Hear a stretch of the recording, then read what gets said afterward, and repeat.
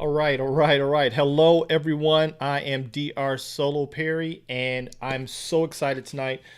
We are doing our first live solo sit down with an incredible um, lineup of professional artists and people from the tech side. We're going to be discussing a very volatile topic that is burning up the internet.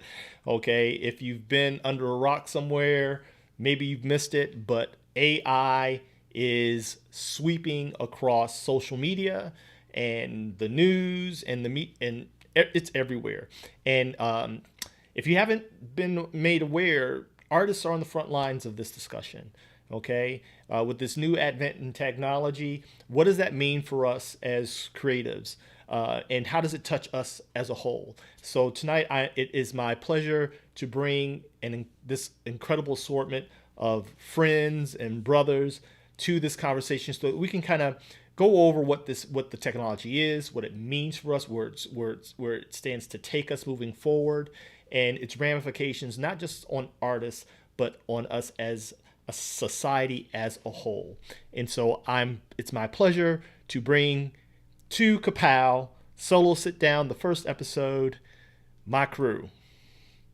All right, we have Glenn we have Glenn in one corner. He works for a major social media platform and at a high level, and he is going to yield his expertise and his insight from his perspective and what it means. We have Elliot, the jerkmonger Fernandez, coming live from the South, an incredible comic book artist and illustrator who has graced many a covers and books. I'm very honored that he could be here on tonight. An incredible artist. And we have illustrator and toy designer extraordinaire Carlos Mendoza the third. So we have a nice segment here from everyone. I'm so glad you guys could make it on tonight. So before we get started, let's explain to people, what is AI? Who goes first? Go ahead, Glenn. You go first. What's AI? Yeah. Sorry, I was quickly talking. Somebody was saying that it doesn't show up for them on YouTube. So I was Let me quickly, see. I'm a little Okay. detached from this conversation. But Let me yeah, I just see. wanted to give you that heads up that they're saying it's not showing up on YouTube. All right. Let me make sure that Um, it's all right. It's saying live. Okay. It's. I'm seeing it on YouTube. okay, Yeah, for if you YouTube, for access me, it it through shows the waiting. front page. Yeah. It says waiting for. Is anybody else having a problem seeing it on YouTube? I just checked mine. I'm wa- I'm watching it right now. Okay. All right. Cool. Oh, cool. All right. Okay, So we're cool. we're streaming. We're streaming from YouTube. We're good. We're Perfect. good. We have Sounds good. people in the country. We have Charles Jenkins. Yo yo yo. We have Win Singh. Thank you guys for joining us. We have Joe Paradise giving you the power fist. Hey, Hmm. close. All right, there's Joe Yep. Paradise. Thank you guys for, and I really am. We're going to be later. Um, we're going to be taking questions. We have Kevin Murphy in the chat. We're going to be taking questions from the audience on this very hot topic. But as I said, listen, many people don't even know what AI is. Okay, uh, Glenn, why don't you start us off? What explain AI to those who don't know, who aren't really in tune with what's going on in this space. Yeah, this one's. I'm gonna just go as simple as I can, which AI is artificial intelligence. And it's usually built off a platform of machine learning in which a machine, robot, computer is reading information. As much as you want to say ones and zeros, it's scraping the internet or it's building out a visual representation or audio representation based off of information that's inputted into it. And it's usually in the spans of millions, millions and millions of data points to Hmm. help to configure imagery, audio, language, story, writing. So, as much as we talk about what AI more so at this point, and we'll further get into a discussion in the future of what isn't AI, because it's expansive to include almost anything. Now, it sounds, for Mm. many of us, it sounds like something out of sci-fi, right? Oh, it totally Totally is. Right. does. That It sounds, totally does. and I know a lot of people are listening to this and their brains are going a million miles a second. I know my skull almost exploded when I started hearing the whisperings on the horizon on this technology entering our space. Well, as if you all don't know, all right, artificial intelligence it's been around for a long time. Okay, Forbes has a really interesting article that plots out the timeline, and it goes all the way back from its inception and ideation to, I want to say, 1400s. It's ridiculous, right? Mm. And we have slowly but steadily been creeping towards where we are now. And even in that, we are still at the forefront of what this means. We are really scraping the surface of artificial intelligence. But let's talk about it as it pertains to the comic arts. And what I mean by the comic arts is, for those of you all don't know, Ka-Pow, the Comic Art Academy, we're an online school, and that's our lane. The comic arts are anything that has to do with the illustrative entertainment arts, whether it's concept art, comic books, animation, right? Entertaining design, toy design, video game design. I lump all of that into the comic arts. Think martial arts with boxing and karate and Muay Thai. I call this the comic arts. And so, as a comic book artist, Elliot, tell us what you've come across thus far relating to AI.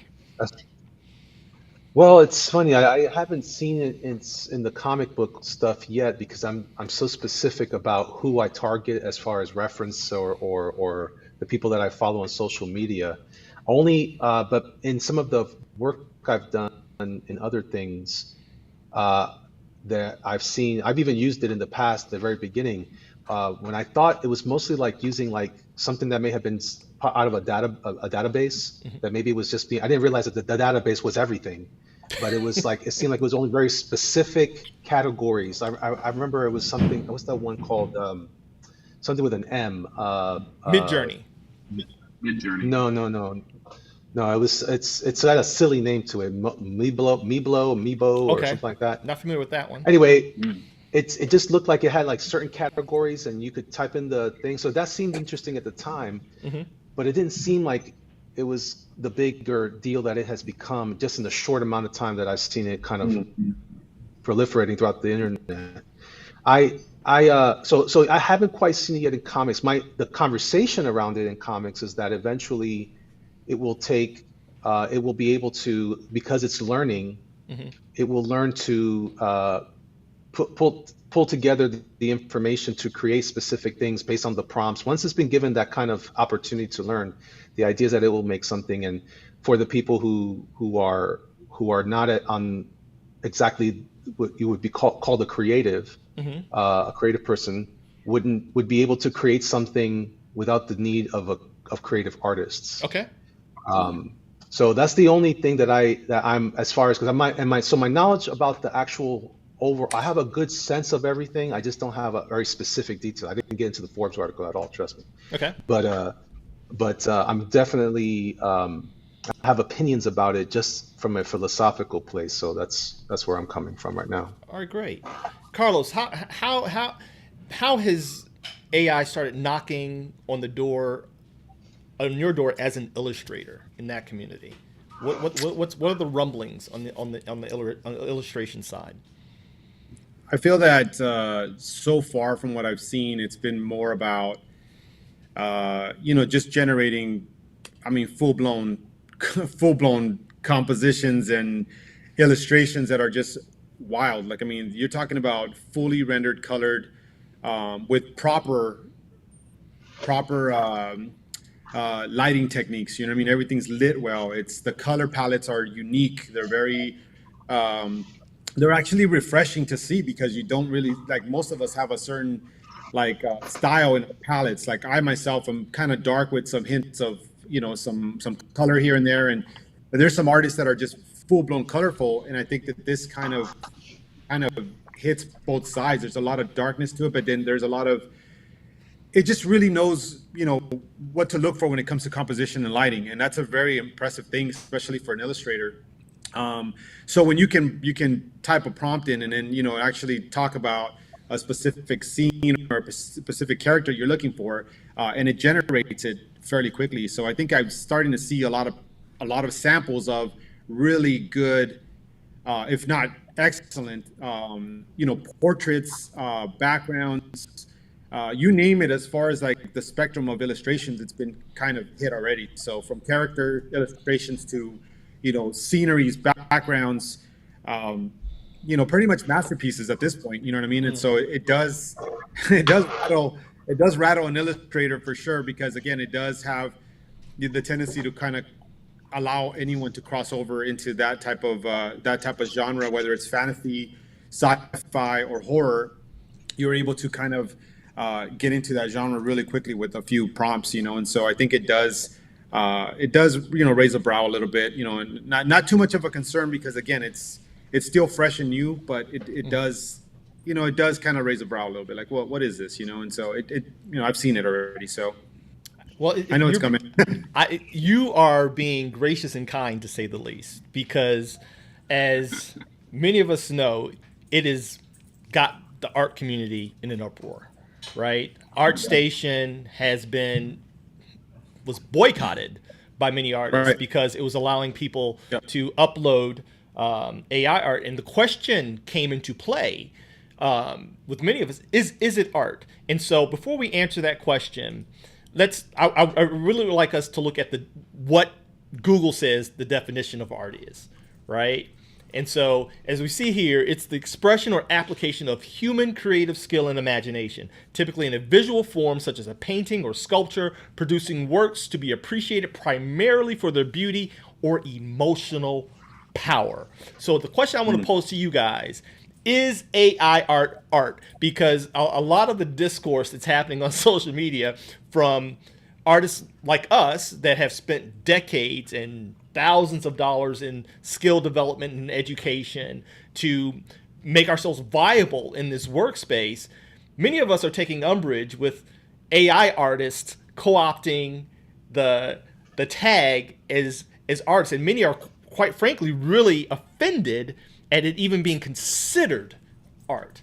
What's your take on that, Glenn? No, it's art to me. It's art to me. I'm right down to it. Unfortunately, it is art. And even when we talk about, I think it said human creative skill, imitation is the sincerest form of flattery. And this robot is doing its best to imitate humans. And so, though it is not human, it still comes out as art to me based off of that definition. Okay. All right. I appreciate that. We have 8 LA Valentine that has a statement that says, yes, is it art if it's not made by a person? I think that is a very poignant question. What do you got to say about that, Jerkmonger? Yeah, I respectfully, and I do respect, by the way, I do respectfully disagree with that. I think I've made this commentary recently. I said this quite often with the people that I talk to in my live streams, that art is not simply the aesthetic. If art was just aesthetic, then it could be anything. Then anything could be art, right? But art is also intent. And so, and so far, the AI doesn't intend anything. It's only been dictated what to create. And then as far as imitating, it's not actually imitating anything. It's stealing everything to create by scraping the internet to create those images. So the line that I created for that image that I posted up on any given. So by the way, this is a really important reason why everybody should be reading the information when you sign up for an app, and you just hit yes, yes, yes, and just keep going just so you can be part of the conversation. You better be paying attention, because they've been telling us all along that this artwork doesn't belong to us anymore once you put it on their platforms. So yeah, if if it were only imitating, like when I draw something, if I study a subject, if I picked Carlos, you have a very handsome hat, by the way. I want to tell you, it's good taste.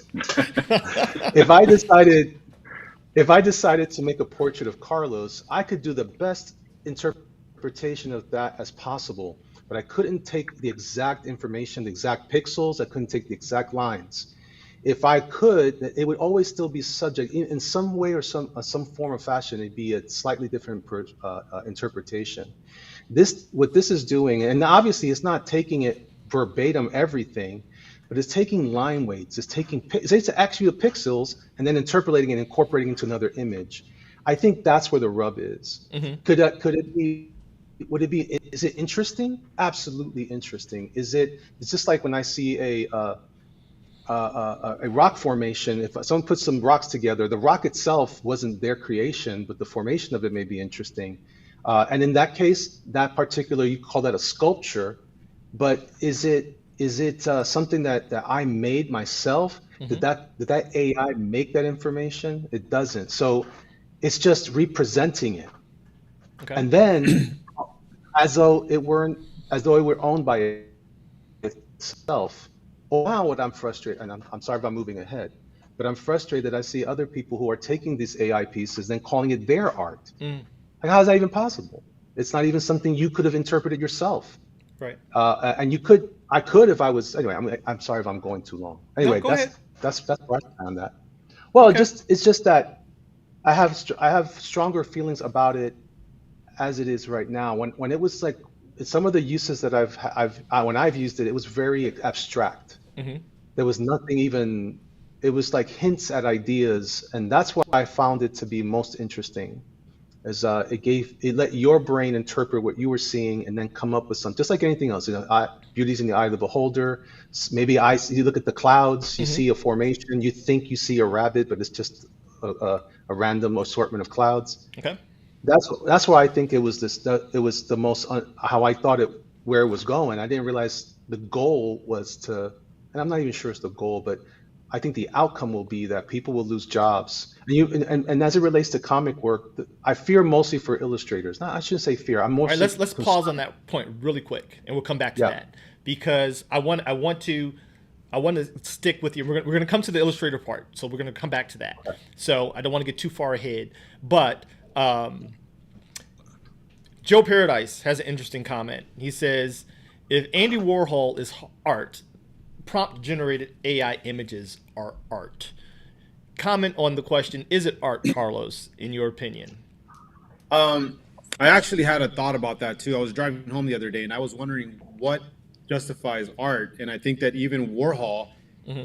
uh, he selected paint and he chose to, whether it's even that splatter brush or whatever you want to throw into something, and you're doing it as an artist with intention. There is actually something that you dip the brush, chose your colors. You even, like I said, I'm not a fan of splattered art, Hmm. but even in that, the artist, the person behind the brush, is actually selective of their colors and their choices and Still the way human that decisions being made.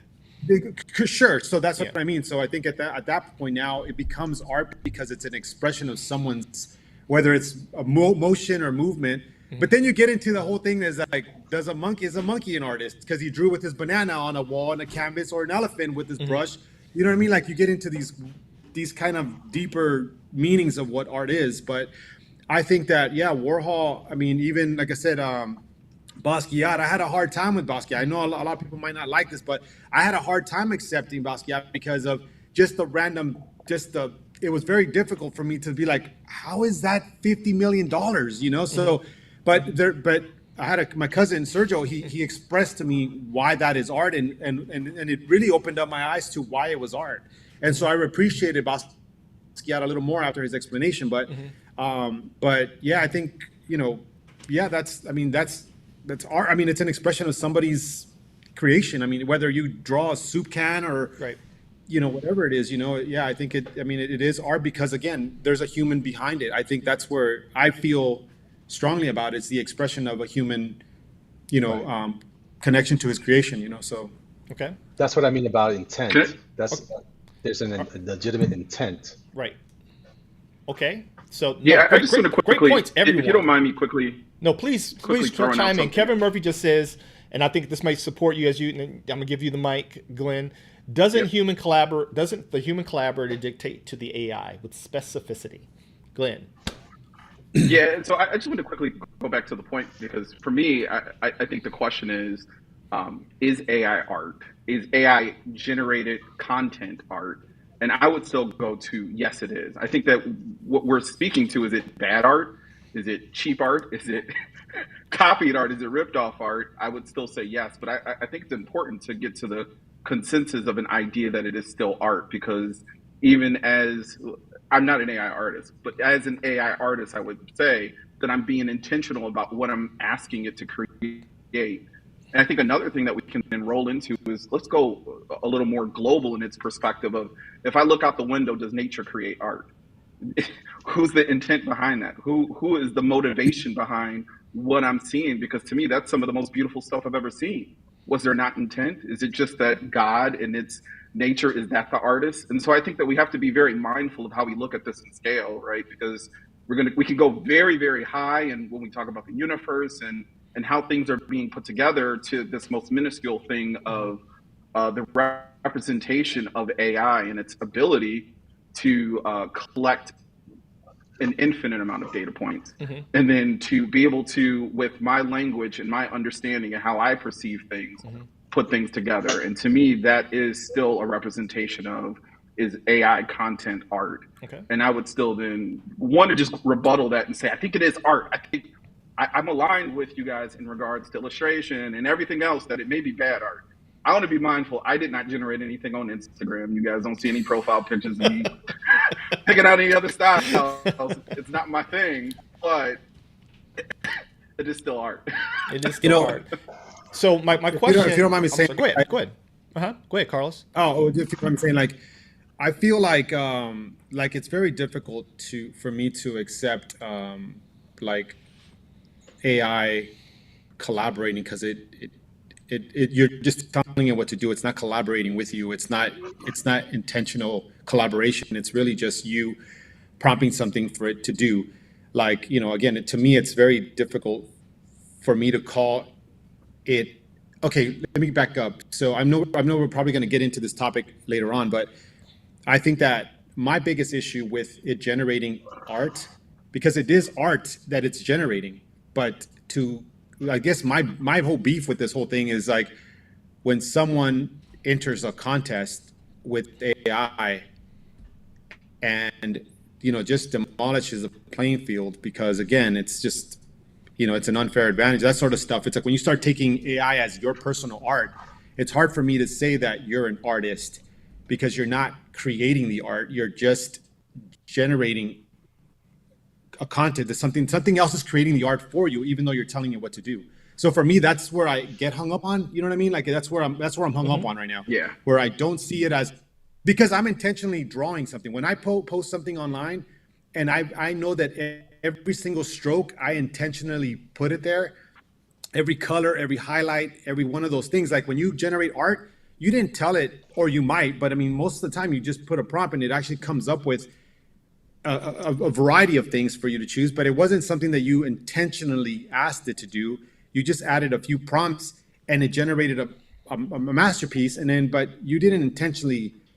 You were just hoping for the best. Almost like pulling the Yeah. lever on Right. on one of those On slot machines from the machine. casino and saying a slot machine, and you're just like, hey, I wanted to have horse hoofs, a baby doll face, and wings. Ring, ring, ring, ring, ring, and then it generates it, and then you're like, yeah, that's it. So I'm gonna Right. take that. I'm gonna create an Instagram, and I'm gonna say I'm an artist now.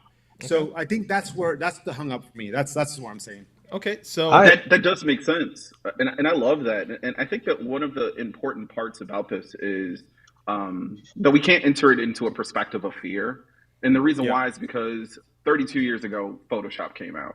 that's it. That's And right. I remember being in high school, and my first photography class was taking photos, getting them printed at Walgreens, and then taking them into Photoshop and manipulating them, right? And so Right. someone would tell me that the use of Photoshop is not me being an artist or me understanding what is photography.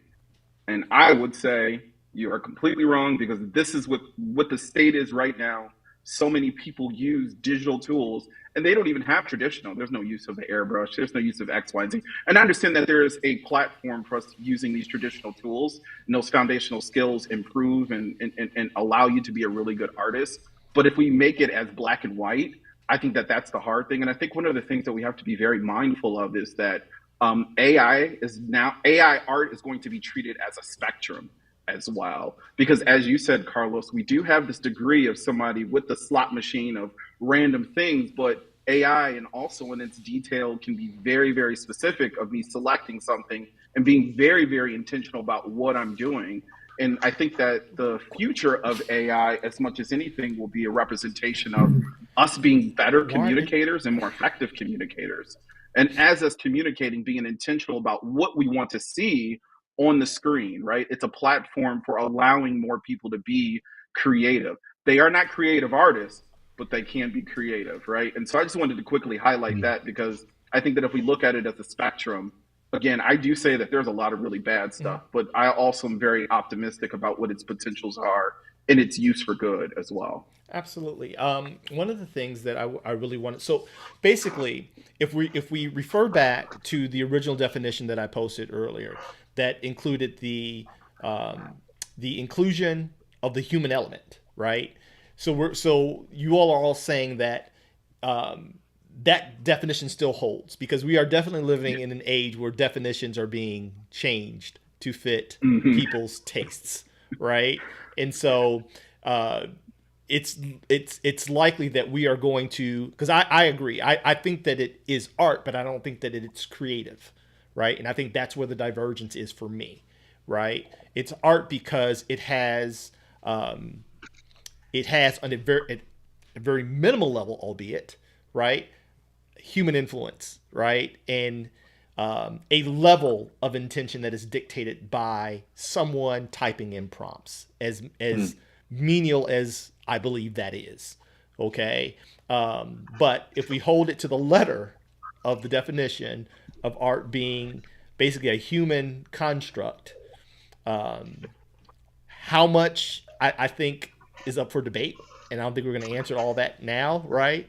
But at the very least, I can agree that it is not creative in a pure sense. And just for those of you guys who are not familiar, we're gonna show a couple of these. Okay, this is what I'm showing to you is something that really has blew up Twitter, right, and has really helped propel this AI discussion. And this is what I found very interesting in the past week, because we're relaunching this YouTube thing for Ka-Pow, and I'm like, am I too late to enter this conversation? But it does not seem to be losing steam whatsoever. No. Right? It is like it is like raging across, and I'm looking at the timestamps. I'm like, oh my gosh, this is like really. This is like a really volatile subject. But one of the things that really helped propel this into the forefront as of late is the project by an actual artist. I believe his name is Sean Harrison, with his concept of Bashinga, the first Black Panther. Right? And I don't know if any of you all have viewed these. When I first looked at them, I was like, whoa. Right? I was like, whoa, is this a thing? Right? And it kind of made me pause, right? And do a kind of a deep dive. And I found it very interesting. And I found it very fascinating that we are here, right, with these types of images. Now, granted, we're seeing the say no to AI slogans everywhere, and we know that it can't figure out hands to save its digital life, right? Okay, which right now is we got 6, 8 fingers. How many we got here? We got 1, 2, we got 7 fingers here. Yes, that is AI art. 8 La Valentina, that is AI art. Okay, here's another one, and it has prompted such a discussion to where fans are demanding that this actually be considered by Marvel, right, for production to either Disney Plus or the big screen, and they're beautiful images.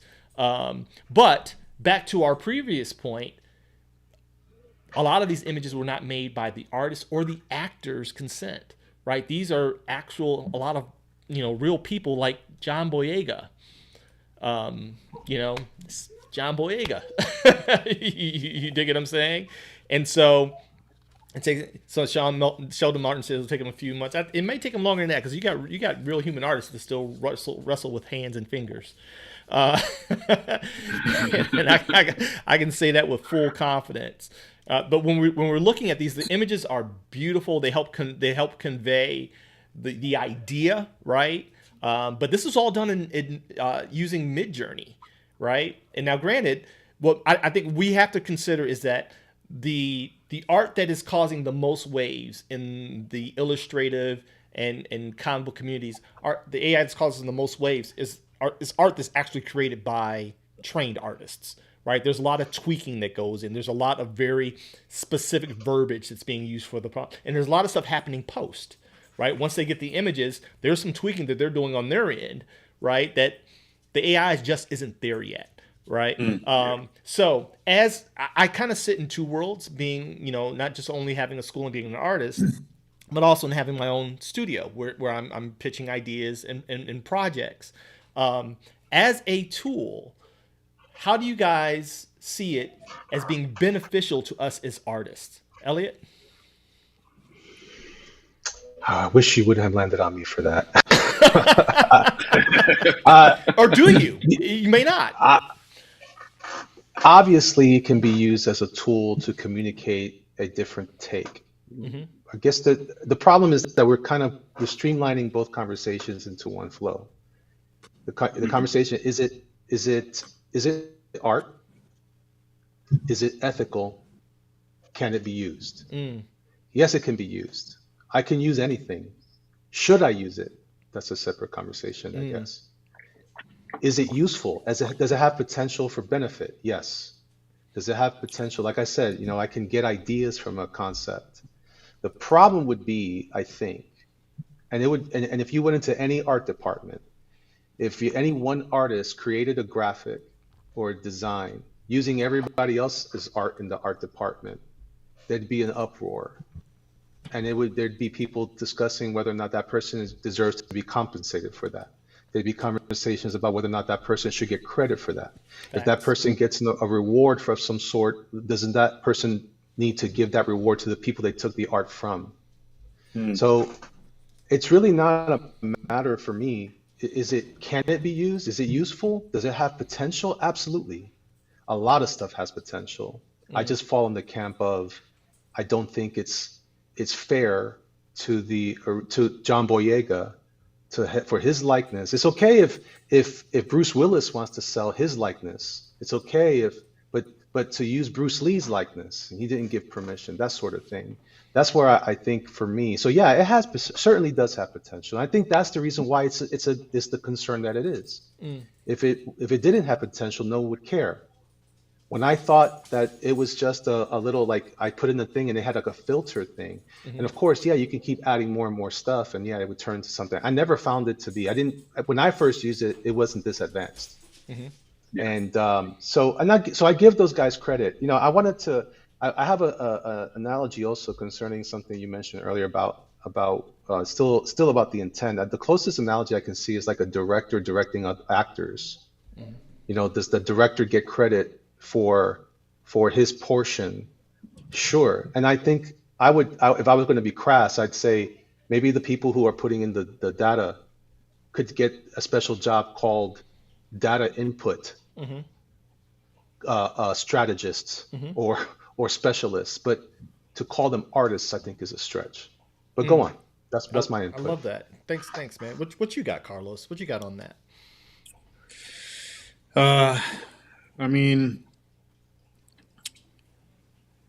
it's just to me, it just seems like when you have when you're using other artists' work and you're typing it in the prompt and you're Hmm. specifically looking for a certain style of an artist, I think for me that's problematic.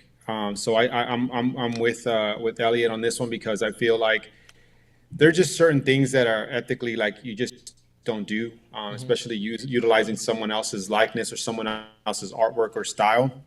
Um, and I think for me, it's like this system right now where we're at currently with it. It's powerful right now. It's super powerful, and I think that we just need to be a little bit careful as how to use it. Like I said, I'm not like fully against using something like this if you're using it for specific things. And I'm not saying like full blown movie posters and like this like like the Black Panther one you just showed right Mm-hmm. now.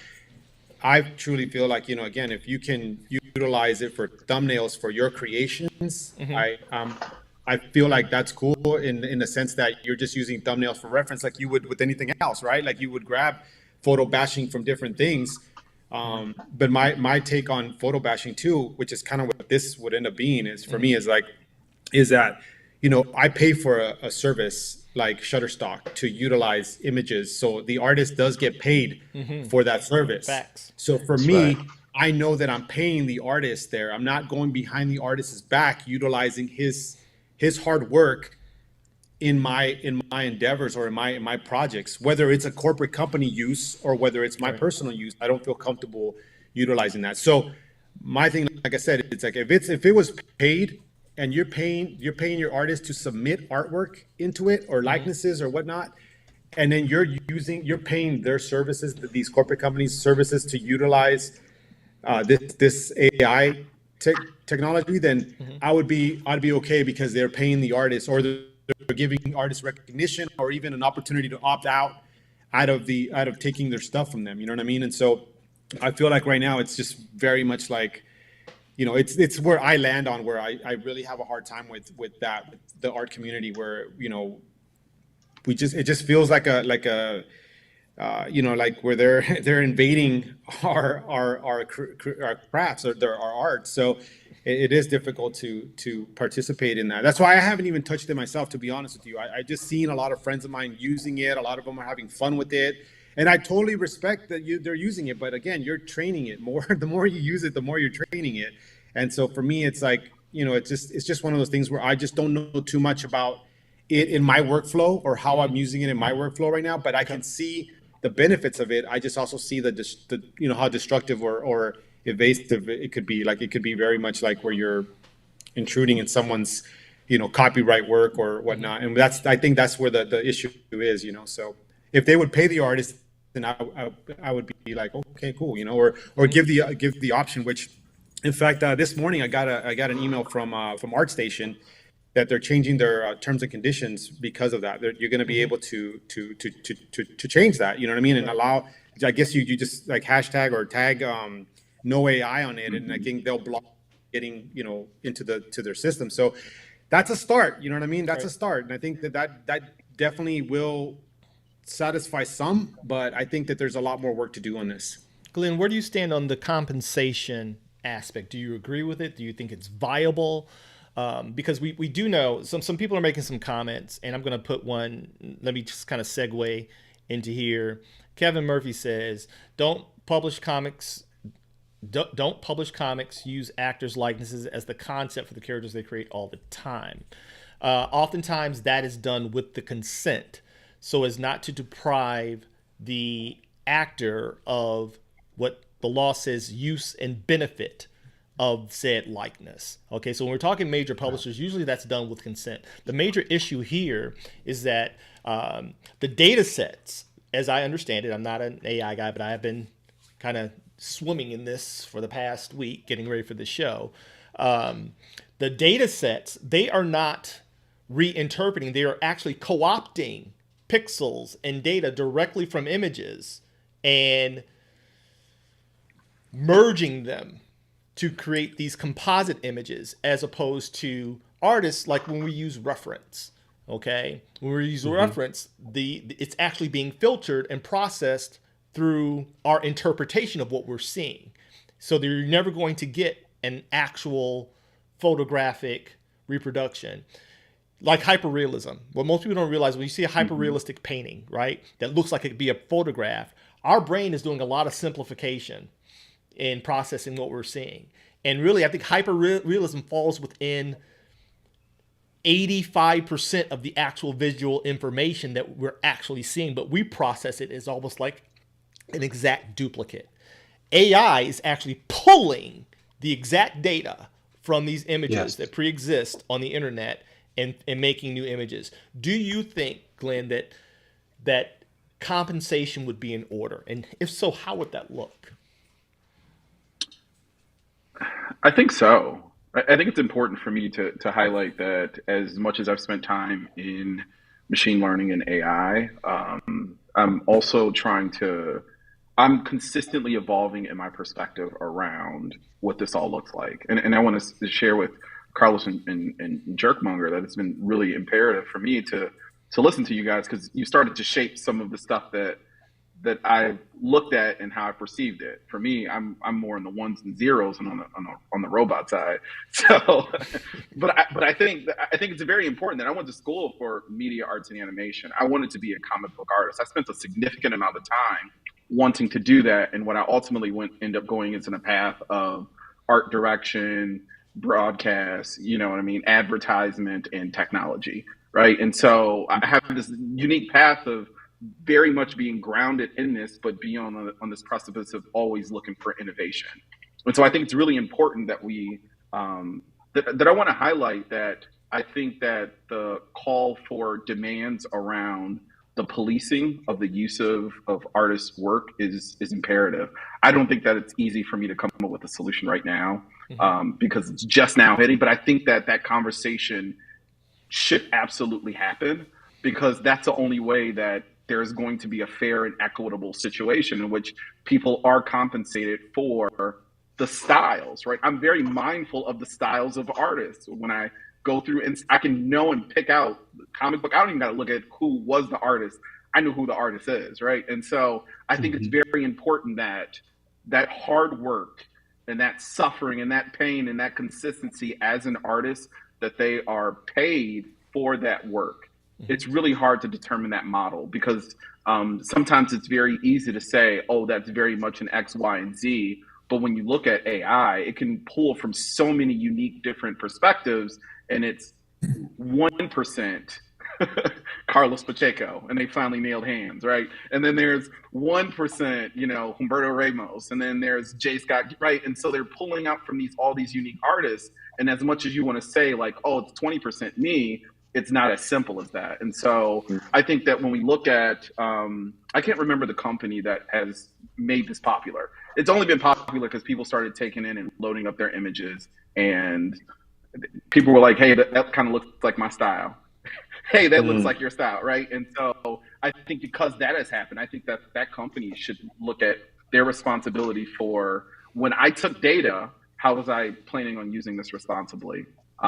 Because I need that data set, I need that artist, I need that content to help build these models. And so it's going to look, I believe that it's going to look like a more micro transaction of royalty checks. Hey, your art is in the database and it was used 1 million times. Here goes a check for a couple $1,000s. I think that's more of the model that it leans towards. And I think that it's beneficial, because I think that if people are wanting to be compensated for their style and for whatever has been developed, they should be. And if somebody like the solution with ArtStation, not wanting to be in the databases and using the no tag, I think that's a good start to the solution to say, hey, I don't want no parts of this. But for me, I want to be mindful that anything that's generated from AI, I don't think that it should ever get to the point of final artwork as well. We have to be mindful that as artists, our goal is to be visual communicators. And if we look at the definition of what visual communication is, when we see that Black Panther art, even if I didn't use his likeness, as long as I'm not trying to profit off of it, I'm trying to communicate something. And there's so many people that are not artists, that are creative, that then inspire artists to go and spearhead these things as writers and as directors and as cinematographers and as so on and so forth. And so we have to be mindful of looking at this as a collaborative effort with equity and fairness instead. So again, that's why I held a very strong position of this is art. But I think that what we have to look at is that this is not good art, and that there needs to be some moderation and some responsibility in use of it. Me as a creative or as a technologist, I do run a project currently right now where I need artwork, and I thought about using. I think I just talked to someone about this. For the past year, I was debating on should I use artificial intelligence artwork to generate the artwork for my cards, or should I pay an illustrator? And I did. Obviously, the card is not done because I did decide not to use the artwork because I felt like it was a steal from the artist, and I appreciate the work and what an artist brings. But there's a much larger discussion to this as well because I don't want to get into that discussion. But yeah. Kevin Murphy says, I want to address this point. Illustrators have taken the liberty of using any character they desire to do commissions that they sell. Those characters have creators and are IPs in and of themselves. Once again, we going down the legal quagmire in that the way the law reads, because I have read it, is that any creation that denies its creator the use and benefit. When you're talking about things like Marvel and DC, you can get every artist at a con to sell a Black Panther or a Batman. It won't put a dent in denying DC or Marvel a cent of profiting from their characters. Okay, they're that massive. Now, we're talking about scale here, right? So this is where that argument kind of falls apart. All right. Now, right now, I think the major concern with most of us as artists is these works. I think it's more about potential, even though we have a really interesting article here by the Smithsonian that I'll share really quickly that I thought is fascinating. You know, a piece of AI sells at Christie's the portrait of Edward Bellamy sold for $432,500, right? And it's their first generated AI piece, right? That they sold at Christie's, right? $432,000. Is it fully AI generated? AI generated. Yep. Okay. First auction to feature work by artificial intelligence. Okay. All right. And so when we're talking about denying benefit, we're talking about scale at this point. You dig what I'm saying? Because I watched one video, which is a really good video. I'll share that really quick here. You can check it out on Proco. See, I like to give credit. Proco, right? And this gentleman here who works on the AI side, and I'm not going to play it, but he mentions, and I think it's warranted, if we look at what has happened with music, right? And the copyright issues surrounding it, right? One thing we always have to consider is this. Law always lags behind tech, right? Law is responsive. It's retroactive. You know, as a former almost 30-year police officer, it is very reactionary, right? To something new, okay? There's no precedent for it. Law only gets its muscle from precedent. All right. And so what we're seeing now I think we're on the verge of seeing precedents established on how this is going to be used moving forward. Because if we remember, it was not that long ago that we were able to use whatever music we liked for our videos on YouTube and Facebook, right? Until the music industry said, wait a second, these people are monetizing this and earning a living, and we're being denied our just due, right? Denying them of use and benefit of said work, okay? I think that what we stand to see in the future is a similar response, okay, handed down. Already there's a lot of debate on what that looks like, because I personally think that once it becomes reimbursable and monetizable for artists, we're probably gonna be talking pennies, okay? Because as Glenn said, it pulls from so many data sources. You understand? And the only way to properly calculate it would be electronically, right? Because we're talking about pixel information, right? We're talking about bits and bytes at that point, okay? Right. And so that's when it becomes a very hairy. You can pick out a song and you kind of know a beat or a riff, or you know what I mean. Even if you edit it, you kind of know it when you hear it. Art is a little bit is not as friendly when it comes to that. So they have their work cut out for them, but I think it's something that we will see in the near future. But I think we all agree that once it becomes viable, there has to be some type of compensation or legal protections that protect artists. Now, on the flip side, we know this. We've seen it. We've seen this everywhere. We've seen it. We see it at Walmart. Okay, we all been to Walmart, Myers, whatever. Technology. When technology comes down, people get the axe. Right? Is what happens. It happens. It's happened everywhere. I saw it when I was in the animation studio as an intern, and with the advent of at the time it was Future Splash, which became Flash, which is now Adobe Animate. Right? I'm that old. This is back when Glenn was in high school. Okay, I saw the advent of technology for those who were not able to adapt. Right? Jobs were lost. We see it at Walmart with the electronic tellers. Every teller you see, you go there now, you see 20 rows of self-checkouts. There was a time when that was 40 people, a cashier and a bag person, right? And who would also take your stuff out to the car for you.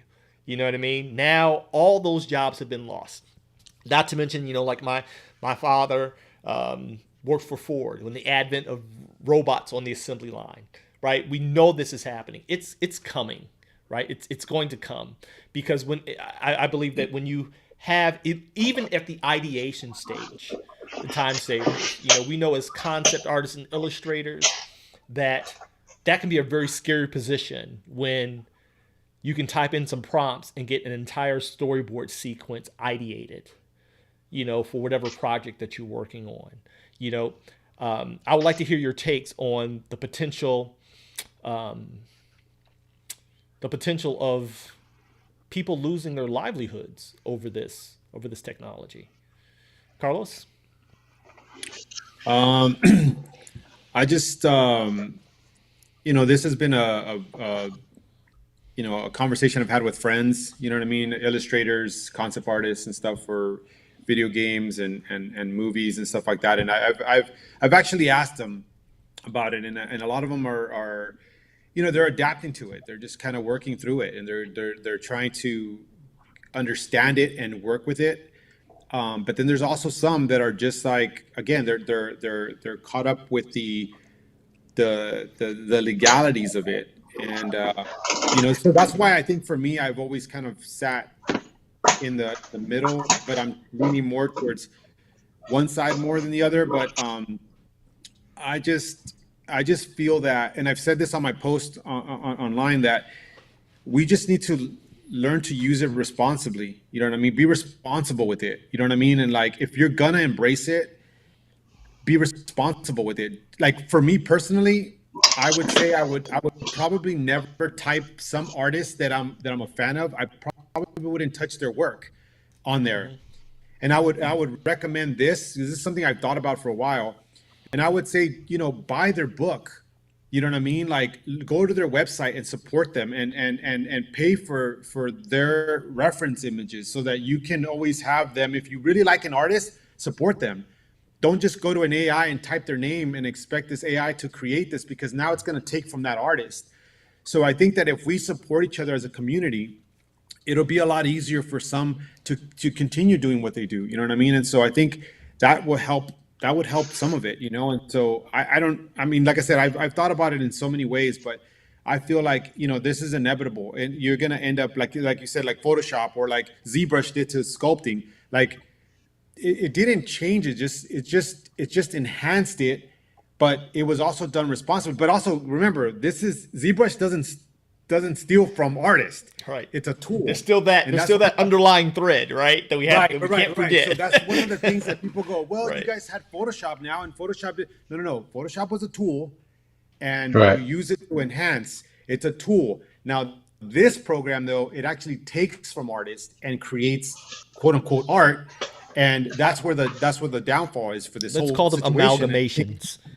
Yeah, yeah. So Yeah. so that's the part that, yeah, that's the part that I feel like I personally, and I say this only speaking for myself because I don't know how other artists would treat it, but in the future, I feel like I want to respect my peers and my industry by not typing in an artist. If I say I want to, like, if a client says, "Hey, I need you to draw a Frazetta style illustration Hmm. for me," I'm not going to ask this AI to come up with some type of, whatever. I would type in words like fantasy. I would type in sci-fi. I would type in words that expand that. Now, again, I wouldn't use Frazetta's name because I would just rather buy the book and then just have his stuff there. Now, again, it's easier said than done. Maybe people don't have the money to buy the book or wait for it. Now, I get all those dilemmas, but at the end of the day, it's one of those things where I will always opt to support the artist more than I would contribute to theft and that type of stuff from this type of technology. And I think, like I said, until they fix that problem, I think that I will always just opt to just use it very minimal and only when necessary, and very respectfully and cautiously when I use it. That's how I would use it. And that, again, that would enhance my work as well. Like I said, I can use it for thumbnails, for composition. I can use it for all that. It's definitely useful, but Right. not at the expense of typing an artist's name on there, because again, it's just not how I would do it. So in the future, I hope that artists can support one another, but at the same time, like, be responsible with it. You know what I mean? And hopefully that gives us longevity as illustrators, as concept artists, and creators. So What that's you just how I got? feel about it. Well, all right, great. I dig it. What you got, Glenn, on that? On the potential loss of livelihoods that this represents, concept artists, background designers.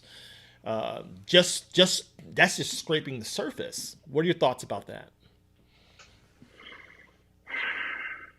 I think that there's enough room, to be honest with you. I think there's enough room for the use of AI and for, I want to quickly call out good artists, Mm-hmm. because there's this platform called Fiverr that has a lot of trash where I don't hear artists calling them out. Hey, And I they want to might be become a mindful. sponsor if this channel grows, so I'm gonna have to bleep that out in the Hey, future. But right now, I don't even have 200 followers, so it's okay for right hey, now. there are But if they amazing come knocking artists with a on Fiverr. paycheck, you're gonna get bleeped. Just know that. So. There are amazing artists on Fiverr, and there is trash. And I think Mhm. that's the example, right? Right. Because bad cashiers should not have jobs as cashiers That's unless fair. the robots replace them, right? And so I think that there's enough space, because the cream is always going to rise to the top. And I think that there's a lot of different ways in which there is space for both. And I think, again, a large start of this would be artists making demands. Hmm. I think another thing is that artists need to remember. Usually, the case is that artists are usually bad business people, and a lot of it is based off of the alignment of passion. We really want to operate with passion, and we get excited because we see these things that inspire us, and we move by those. And there's a conflict of it, and I know because I've balanced that juggle between both worlds Hmm. all my life.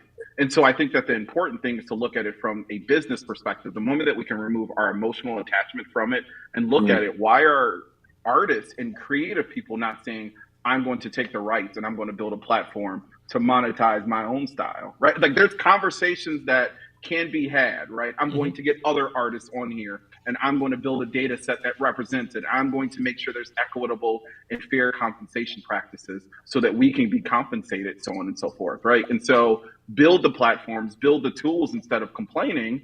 Make sure that we understand the foundation and the environment and the place that we're in, and then go and build those things for us. Because I think that sometimes that we look for this conversation around what is fair. And, I don't know. I come from the streets, so it's life is not fair, right? That's not true. I come from the suburbs, but from Chicago, I Chicagoland come from the area is streets. rough. I come from Chicagoland suburbs, but I think the idea is that life isn't fair, right? Right. As an African American male, I can say that life is not fair, and nothing has been really handed to me. I've had to fight for it all, and I've had to operate with some things that others did not have to. And so it requires me to level up. It requires me to understand the business. It requires us to get into these forums and have these conversations to share ideas and to problem solve as much as anything, right? And so again, I applaud it, but I truly do believe that there's a space for it. And for me, if you are not a good artist, I don't think that you should have the place to try to make a living from it. Go and do something else instead. It just was not your calling. But the people who are good, they're going to be okay. I think that some of the stuff that we look at when we see the inspiration of it, it comes down to what is an ideation, what is prototype, what is not finished. Because I can't use machine gun art with 10 fingers and 14 toes, right? I still have to go to that artist and have them create the final artwork as much as anything if I want to get something out into production. And therefore, that AI is actually building a model for you as the artist to make money that people didn't know. I didn't know that the style was X, Y, and Z, and now I needed to find it. And so I think that that's some of the conversation that we'll have as these models and these systems mature. I dig it. Glenn, Jerkmonger, chime in. We're going to close this first. I love this conversation. I hope you guys are up for part 2 because we have so much more to cover. Are you guys up for part 2 possibly? I want to get you live right now. I want to get commitments right now. All right, great. Got it. All right, so Jerkmonger. You got it. Close us out with this comment. I don't want to keep you guys because I know, listen, these are all working people, all right? These are very busy people. Everyone in my circle is busy. And so the fact that you guys are willing to come on here and help lend this voice on this platform to this conversation blesses me immensely, and I'm very grateful. Jerkmonger, close us out with that last thought of what do you think the impact could be or should be for us in the field of the comic arts? I'll try to give you the very brief version. First, I want to thank all you guys, and I appreciate you, Glenn, Carlos, and you, especially Solo, for bringing us on. I really do appreciate that. Also, I tell everybody in the chat, I appreciate them also. There's been some good conversation happening there too. This is why I started I made an earlier comment about the distinction between conversations, because is it art, is it ethical, and can it be used? And I would add a fourth one is what should we do about it? And I think one of the things that I learned recently, just over the last 10 years, is when I decided to go independent, was that we discover after all that on social media, the thing I'm drawing is not the product anymore. It has to be me. I'm the product now. Yes. I have to change the way I think about what I'm creating because anyone can go work at any place. But when you're trying to, especially when you're dealing with things like I work a lot within the sphere of crowdfunding, and a lot of times people weren't even interested in the product I was creating as they were interested in my journey. And I think that's where the real distinction is between. That's why I go back to intent as a pillar of what art is. If maybe it's not a pillar that people care about. Maybe when I was a younger artist, I thought art was how cool I can draw a hand. As I've become older, now that I'm more interested in the higher form of art, I'm interested in intent. I'm interested in metaphor. I'm interested in all those things. So I think it's kind of to some of what Glenn was talking about. I think the key is to, first of all, I think it's sad if it's going to be a heartbreaker for a lot of people, like it has been in many industries and in other ways. That being said, I think the way to a way to overcome this is to make yourself so valuable. That's why when I talk to my crowd on live streams, I don't talk about becoming the best artist, becoming the best draftsman.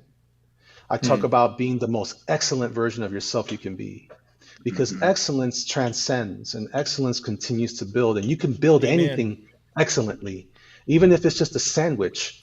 A sandwich, the innovation of sandwiches is not a big deal, but man, there's some places that make a hell of a sandwich, and I can't wait to eat that one sandwich. Right. So, and so I think the problem, maybe a problem we've been having as a community, as far as artists are concerned, as far as consumers are concerned, is that we've settled a lot for things and we just called it art anyway. To you guys' point, some of us have not been making very strong art, and maybe it's not a matter of good or bad art. Maybe it's about the strength of said art.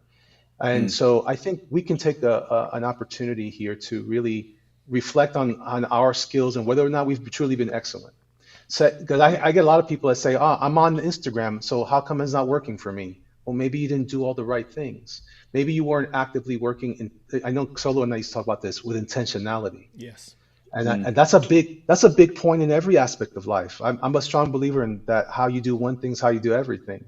And if you don't put a lot of any energy in relationships, if you don't have an intent in your relationship's going to fall apart. If you don't have strong intent in your work, it's going to fall apart, or it's going to get trampled by something else. So the only way to combat this is to become the best version of you. And to your point, if it doesn't work, if it doesn't if it's not that it doesn't fit the market, then maybe you're not cut out for that anymore or at all or whatever. But at least that's why I'm willing. Some of the comments in the chat were very interesting about ethics of this and that, and whether we should be doing prints. And it really falls down to a matter of copyright, right? That's really what we're talking about. It's an advanced version of the copyright conversation. Should we be making prints of this, and should we be making things of that?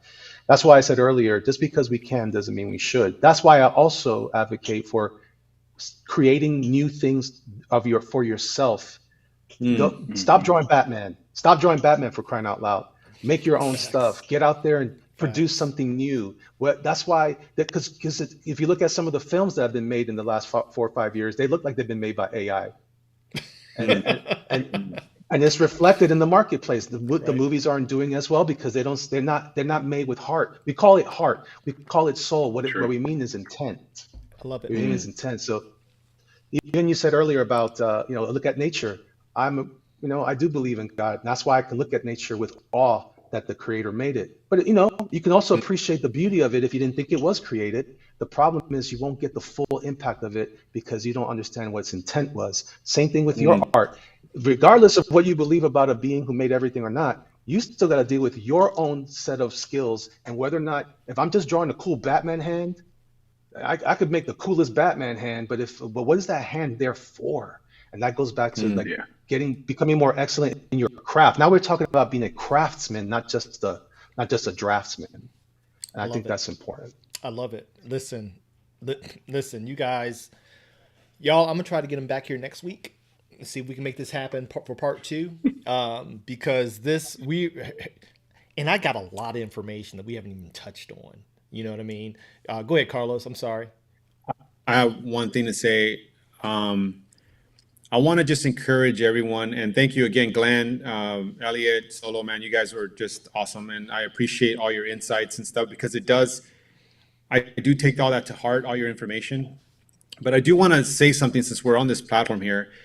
I do want to encourage everyone that's fighting the AI situation and those that are in on the side of it. This shouldn't be a divisive conversation I between agree. us of the creatives. We have always been known to be a community of creatives. We have built our own creative communities within ourselves. I, I know Elliot has a great following. I do as well. Glenn, we all have Solo. We all have, fans and all that stuff. And I feel like, this conversation should never divide the creatives. You know what I mean? It should definitely be something where we communicate, we talk to each other, and really respect each other's point of view of it, and actually come to a point where we can actually have a discussion, not an argument. You know what I mean? Or whether you're right or wrong should definitely be communicated. Because again, I would hate to see friendships split or partnerships, go awry, and all because of just this topic. And I know it's a very sensitive topic right now, but I do want to say that in this platform that I hope that whoever's watching this or listening to this can take that in consideration. Is to don't, if you have a brother or sister in the arts, talk to each other. Don't hate on each other. You know what I mean? I So love it. just keep communication open. You know what I mean? And Facts. continue the community. Facts. I dig it. Glenn, close us out. Yeah, I just want to close it out because it resonates with me exactly what Jerkmonger and Carlos had shared, and that's as much as anything with AI. There's people, there's millions of people behind it, right? But there's people behind it, and I think that it's important for the artists to continue to highlight the injustice of the use of their art and to communicate and to share their stories and to share the path into how their style developed, like, because people don't see that. And I think that we have to be mindful that when we look at especially engineers and tech people, they are detached from it. And it's the opportunity to share those things because they do, as much as anything, see it as ones and zeros, right? And only with those shared stories does it become an easier opportunity to share the perspective and to remind themselves that there's people behind this and to Mm. be thinking about what is equitable and what is fair. And again, I usually tend to lean towards this balance of, am I thinking about it from an emotional perspective or am I looking at it from a innovation business perspective? And it's hard to do both, and it's that opportunity to switch between the two.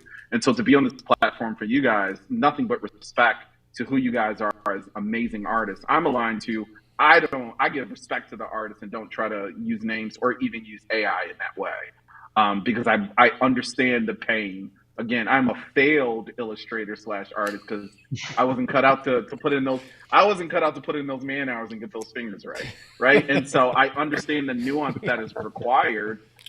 Where again, I think that the conversation becomes, and this is what I would love to hear. How do we make it ours? How do we make it a platform? And how do we leverage it as artists? How do we build our own databases and sell those to people to make sure that they're pulling that content out so that we can build those platforms for equity? Mm. So I think that's the biggest thing. And I truly do appreciate artists in general.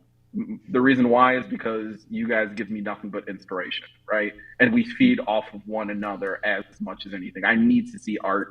And unfortunately, I think that that's where AI has done a big jump because we still need more inspiration, right? It's the thing that feeds us so that we can go back out and feed other people. It's this perpetual cycle of art and the reflection of that human experience, which we talked about as what art is. I love it. I dig it. Listen, you guys have, man, you guys have blown this out the water. I'm sure the chat has been blowing up. You guys can read the comments. They're saying we should have our own advocacy joint going on here for the proper and ethical use of art. But as I said earlier, we are really just scratching the surface.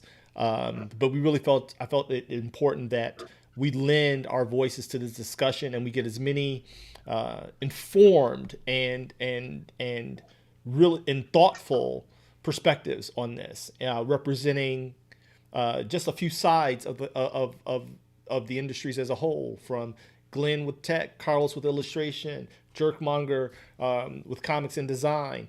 Listen, we're going to schedule a part 2 to this because we're going to talk about where it is right now. I have tons of examples that I couldn't even get to because the conversation was so freaking good, right? But I have tons of examples how it's being used and legislation that's already that's coming down. I want to get into the meat of it so that others know really what it means to wear this mantle, right? Like I said, oftentimes we use words loosely, and I think this is one of the reasons why so many artists have taken offense to the term artist being used as it is, right? Because of the investment, because of the time.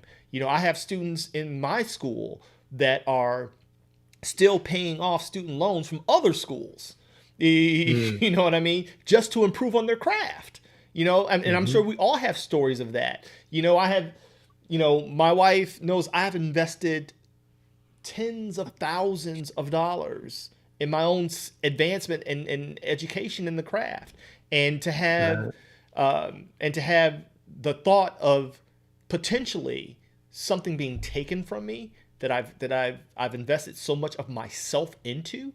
That can be a scary place for artists. And though I'm not afraid, and I know no one on this panel is, I get the trepidation, right? We have precedent for it throughout history. Make no mistake,